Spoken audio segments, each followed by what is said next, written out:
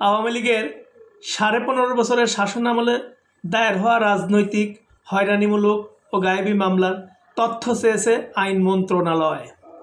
এর মধ্যে 2014, 2018 ও 2024 সালের জাতীয় নির্বাচনের আগে পরে রাজনীতিক ও অন্যদের বিরুদ্ধে হওয়া মামলার তালিকা ও বিস্তারিত তথ্য পাঠাতে বলা হয়েছে সরকারি কৌঁসুলিদের।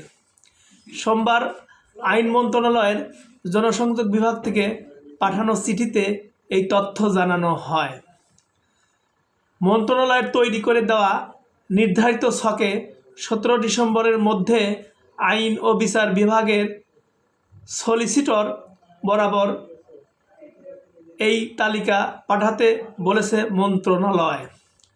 চিঠিতে বলা হয়েছে 2009 সালের 6 জানুয়ারি থেকে এবছরের 5 আগস্ট পর্যন্ত সময়ে বিশেষত 2014, 2018, 2024 সালে অনুষ্ঠিত জাতীয় সংসদ নির্বাচনের আগে ও পরে রাজনৈতিক নেতাকর্মী ও অন্যদের বিরুদ্ধে দায়ের করা হয়রানিমূলক মামলা করা হয়।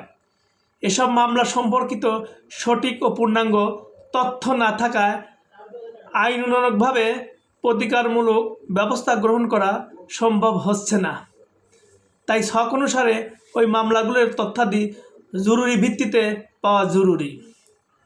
আইন মন্ত্রণালয় তৈরি করে দেওয়া ছকে ক্রম, সংশ্লিষ্ট জেলার নামসহ আদালতের নাম, মামলার নম্বর, এজাহারকারী বা নালিশকারীর নাম ও পরিচয়, মোট আসামির সংখ্যা এবং এর মধ্যে অজ্ঞাতনামা আসামির সংখ্যা, এজাহার বা নালিশে উল্লেখিত ঘটনার তারিখ, মামলাটি কোন আইনের কোন ধারায় দায়ের করা, মামলাটি কোন পর্যায়ে আছে সেই তথ্য সন্নিবেশ করতে বলা হয়।